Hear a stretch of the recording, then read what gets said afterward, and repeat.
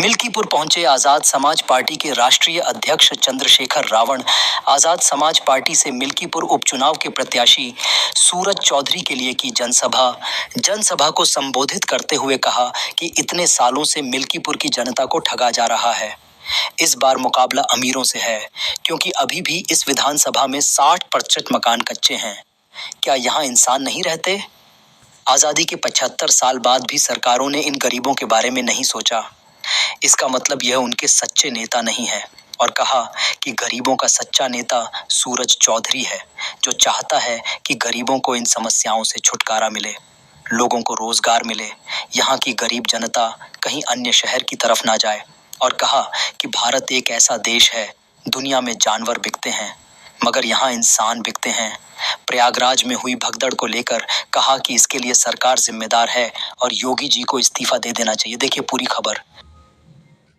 जाएंगे। मैं आप सबका यहाँ पहुँचने में बहुत बहुत धन्यवाद करता हूँ और मैं आपसे कहता हूँ कि दोनों हाथ उठा के और अपनी जगह पे खड़े होके भाई सूरज चौधरी को आशीर्वाद दीजिए कि भाई सूरज चौधरी जो है इस लड़ाई में आपके आशीर्वाद और सहयोग से जीत कर आए और आपकी सेवा करें।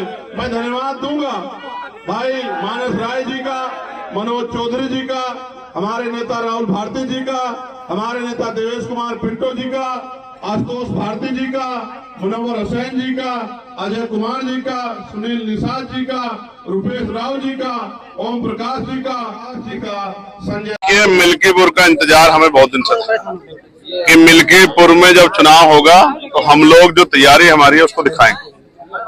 मैं पिछली बार मिल्कीपुर आया था तो पिछले उपचुनाव में मिल्कीपुर का चुनाव नहीं हुआ, लेकिन इस बार मिल्कीपुर का उपचुनाव हो रहा है और सूरज चौधरी और हमारी पार्टी संगठन के सब लोग दिन रात यहाँ एक किए हुए।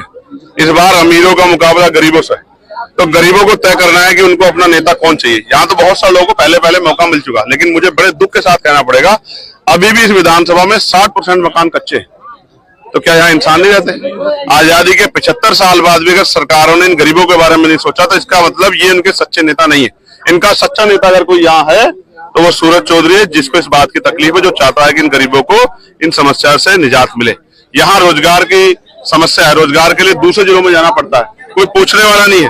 भारत एक ऐसा देश है, दुनिया में जानवर बिकते हैं, यहाँ इंसान भी बिकता है। सुबह के समय गरीब लोग जाते हैं बिकने के लिए, कोई 400 रुपए में, कोई 500 में खरीद के ले जाता है। ये कब बंद होगा? कब इस देश में जो आर्थिक गैर बराबरी है वो कब खत्म होगी? 10% लोग 72% साधनों पे कब्जा करके बैठे और 90% लोग जो हैं वो 28% साधनों से अपना गुजर बसर कर रहे हैं। ये कब बंद होगा? इसके लिए एक इच्छा शक्ति की जरूरत है। जैसे मैंने कहा था कि 6 महीने में रेत पे शहर बना दिया सरकार ने और उसका बड़ा वो भी किया, लेकिन आज क्या हुआ? आज क्या बड़े दुख के साथ कहना पड़ेगा, ये राजनीति से अलग है कि अगर आपका प्रबंधन अच्छा होता तो महामंडलेश्वर को आंसू नहीं बहाने पड़ते।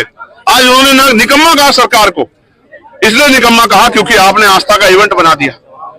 आपके पास जो है पर्याप्त जो है व्यवस्था नहीं थी। आप जो है वीआईपी कल्चर को वहां बढ़ावा दे रहे थे। आज कितने लोग जो हैं अपने परिवार से अलग हो गए, कितने लोग घायल हैं, कोई पूछने वाले अस्पतालों में बेड नहीं है। इस बात को मैं बहुत दिनों से कह रहा था, लेकिन सरकार सुनना नहीं चाहती है। सरकार इधर उधर की बात करती है, सरकार जवाब नहीं चाहती। मैं आज मिल्कीपुर से इस पवित्र जगह पे पूछना चाहता हूँ कि इन जो जाने गए इसका जिम्मेदार कौन है? मुख्यमंत्री जवाब दें कि इनका जिम्मेदार कौन है। मैं तो इसको मानूंगा कि सरकार की लापरवाही की वजह से हुआ है। सरकार को जवाब देना चाहिए और मुख्यमंत्री जी को अपने पद से इस्तीफा देना चाहिए, क्योंकि वो बातें तो बहुत बड़ी बड़ी करते थे लेकिन वो इस आयोजन को भी सफल नहीं करवा पाए, क्योंकि उन्होंने नाम तो बदल दिया। नाम बदलने परिस्थिति नहीं बदलती है। आपने इलाहाबाद से प्रयागराज कर दिया, लेकिन परिस्थिति नहीं बदल पाए क्योंकि आपकी इच्छा शक्ति नहीं है किसी भी काम के प्रति। आपकी इच्छा शक्ति तो नौजवानों को लाठी से पीटने में है, बुलडोजर चलाने में है। आपकी इच्छा शक्ति गरीबों के आंसू पूछने में नहीं है। तो मिल्कीपुर की जनता और मिल्कीपुर का बहुजन समाज, मैं उनसे अपील करता हूं कि इस बार वो इन सबको छोड़ के यहाँ अपने गरीब बेटे आपके बीच के लोकल प्रत्याशी सूरज चौधरी को मौका दें। जो पार्टी ने अपनी जीत पहले ही घोषित कर दी। अब मैं आपसे कहता हूँ, ये तो जनता तय करेगी। वो जनता के मत में और जनता की भावनाओं के का मजाक उड़ा रहे हैं, उनको जनता जवाब देगी। उन पर मैं कुछ नहीं कहना चाहता। ये तो जनता को तय करना है। आखिरी दिन भी नहीं पता होता, जिस दिन वोट खुलते तब भी नहीं पता कौन जीतेंगे। लेकिन मैं आपसे फिर कहूंगा कि हमें जनता के ऊपर भरोसा है कि जनता इस बार पैसे वालों को, अमीरों को नकारेगी और गरीब के बेटे को मौका देगी।